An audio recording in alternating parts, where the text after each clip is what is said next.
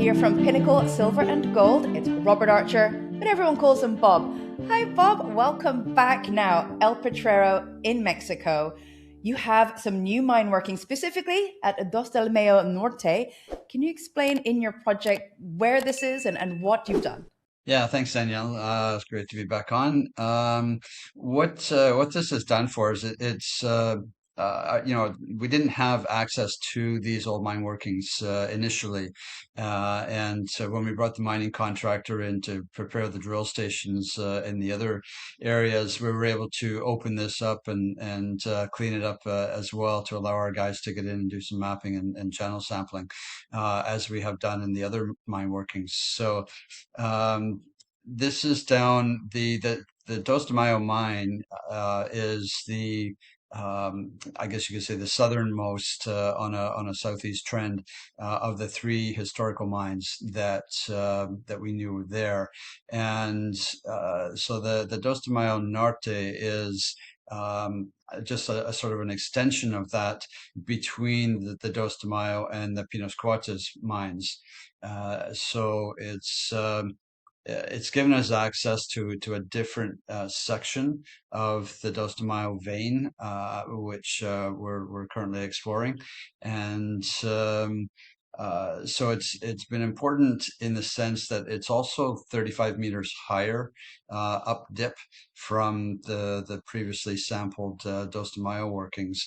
And so in that sense, it's almost halfway between the workings we've already sampled and surface where we've sampled some old trenches up there. So it's really with getting these results that we got, and there's some very nice high grade results in there as well.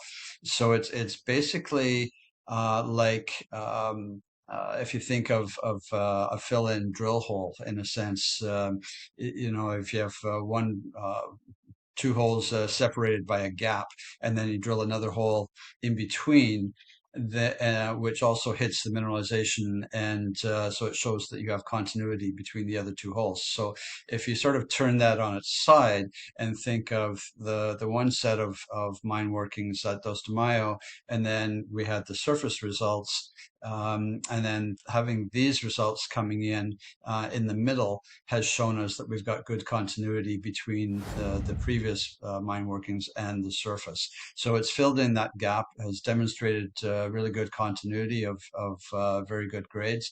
And interestingly, the silver grades that we saw in some of those samples are higher than the results we got in the Dos de Mayo mine workings, indicating that they're closer to the high grade silver results that we got on surface, which just above this zone we had a couple of samples that were over 1,000 and over 2,000 grams silver.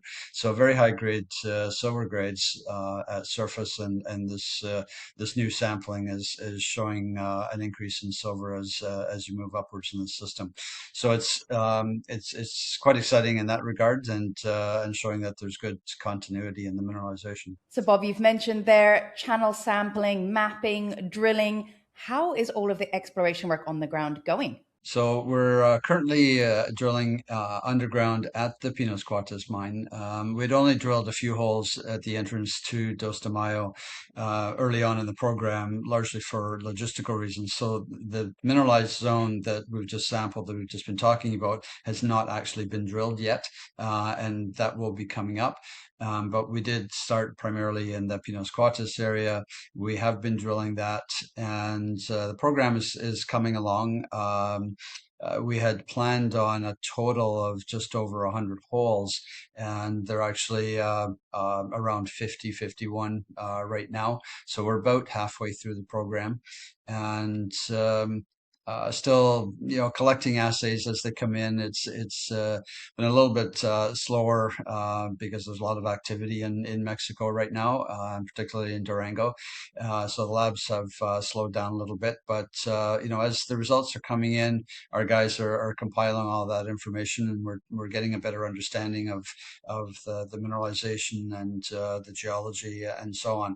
And so we want to put a lot of that together, because because with this type of underground drilling program, it's really important uh, for potential investors, shareholders to understand the difference between this type of a program and a typical surface drilling program, because the holes in this underground drilling program are very closely spaced, and they're being drilled at a variety of different angles, and so we need to be able to put that all together in a proper context. And because there are so many holes, if we had all the results from every hole that we've drilled so far, putting out a table of results from 50 holes just isn't going to mean very much to most people. It's going to be a big table of numbers. So we need to be able to provide proper context for all of that. And so that's what we want to do before we come out with the results, and to be able to talk to that and tell people, what we're doing and why, and the significance, and that sort of thing. So the results will be forthcoming. Hopefully, in the next few weeks, we'll get things out for at least for the start of Pinos Cuates, and then move along from there. So that will be forthcoming, but it's going well. Understood. This underground drilling that you're doing is quite different from a typical small surface campaign. But having said that, we are waiting with bated breath. So tell me, when might we expect some exciting news flows, such as those assays and interpretations from Pinnacle Silver and Gold? So besides the assays, we're hoping to start a surface drilling program in the fall, so sort of September, October timeframe.